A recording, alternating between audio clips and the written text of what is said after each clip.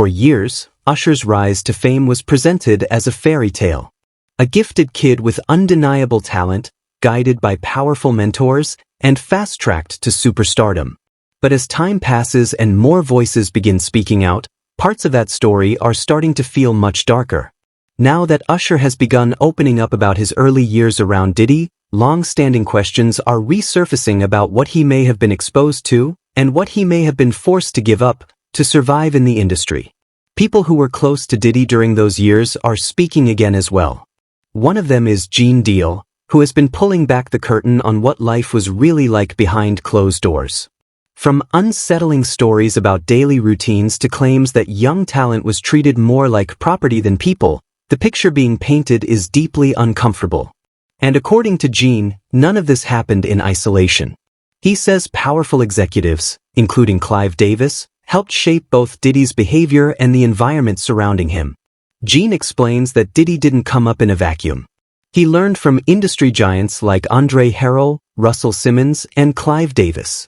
According to Gene, these men openly spoke about heavy drug use, violence, and extreme behavior during their rise. When someone is surrounded by that mindset at such a young age, Gene believes it teaches them they can get away with the same things others did before them. Now, with Usher finally speaking more openly and older stories lining up in new ways, pressure around Diddy has intensified. What really happened at what was known as Flavor Camp? How much control did powerful executives have over Usher's childhood? And why do these details feel more important now than ever? To understand that, it's important to revisit what Usher himself has already said. Usher has publicly confirmed that when he was just 13 years old, he moved to New York and lived with Sean "Puffy" Combs for about a year. This move was reportedly encouraged by L.A. Reid, who framed it as an opportunity called Puffy's Flavor Camp, meant to expose Usher to the music business and help develop his artistry. Usher has described that environment as chaotic and confusing. He said the house was full of adults, celebrities, and non-stop activity. While he has been careful not to make direct accusations, he's admitted there were curious things happening that he didn't fully understand at the time. He was surrounded by major figures like Biggie Smalls, Faith Evans, Lil Kim, Mary J. Blige, and others, all while still a child. When asked years later whether he would ever send his own child into that same environment, Usher didn't hesitate. His answer was no. At just 13 years old, Usher's life accelerated at a pace most adults wouldn't know how to handle. Diddy became his legal guardian and helped guide his early career while producing his first album. Instead of being protected, Usher was placed into adult spaces filled with pressure, power dynamics, and situations far beyond his age. Years later, Usher acknowledged that being under Diddy's wing exposed him to things no child should have had to process. In a 2004 Rolling Stone interview during the Confessions era, Usher said Diddy introduced him to a hypersexualized industry culture. He described an environment where there were always women around, doors opening to people engaged in sexual acts, and moments he didn't fully understand until much later. He explained that the industry pushed him into adulthood before he was emotionally ready. Usher has said he survived that environment, but survival doesn't mean untouched. Growing up that way can permanently shape how someone understands trust, power, boundaries, and control. It forces maturity too early and leaves emotional weight that often doesn't surface until years later. That's why people paid close attention in 2024 when Usher suddenly wiped his social media accounts clean.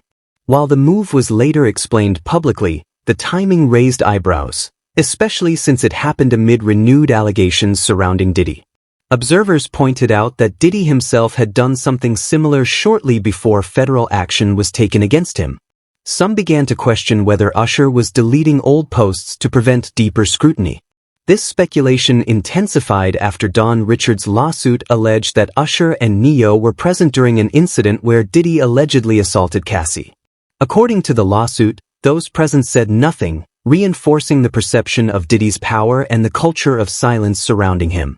On top of that, long-standing rumors resurfaced accusing Usher of introducing a young Justin Bieber to Diddy.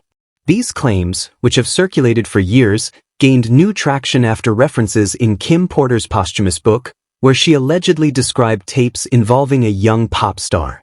While no names were confirmed, many online speculated about Bieber. Gene Deal has stated that Usher didn't grow up around just one powerful figure. He was surrounded by many adults who knew exactly how young he was and chose to stay silent. According to Gene, instead of protecting him, the industry treated Usher like an investment. After those early years, Usher suddenly had access to the best producers, the best songs, and massive opportunities, while carrying trauma no child should bear. Gene believes many artists stay quiet because the industry teaches them that suffering is part of the process. If you make it, you're expected to stay silent. If you speak up, you risk being erased.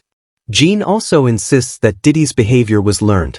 He says Diddy absorbed what he saw from mentors who showed him that success excused everything. Over time, ambition turned into control, and control turned into abuse of power. According to Gene, those patterns didn't stop with Diddy, they were passed down. The relationship between Diddy and Clive Davis has also come under renewed scrutiny. Clive helped fund Bad Boy Records, providing millions in backing and industry access.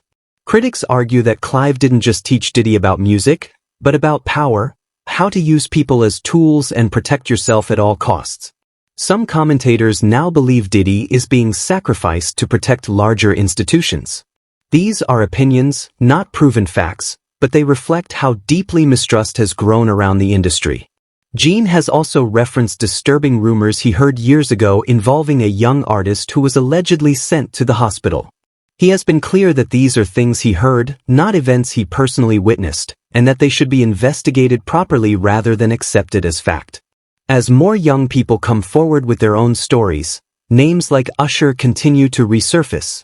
Suge Knight has also made controversial claims, alleging abuse of young artists and referencing Justin Bieber's early exposure to adult environments.